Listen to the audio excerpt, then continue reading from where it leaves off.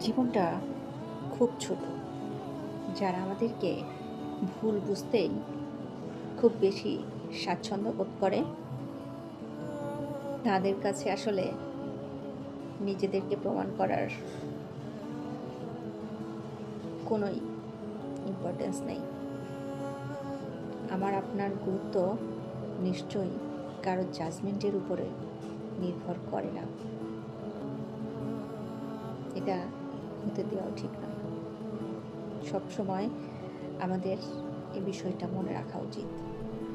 মানুষ হিসেবে আমরা ঠিক কতটা পারফেক্ট এটার মানদণ্ড অন্য কেউ বিচার করতে পারে না।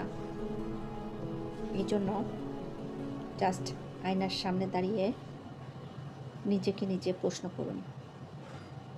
নিজের সাথে নিজের বোঝাপড়াটা অনেক বেশি প্রয়োজন। সবসময় আসলে আমরা নিজের চোখ দিয়ে অন্যকে দেখি।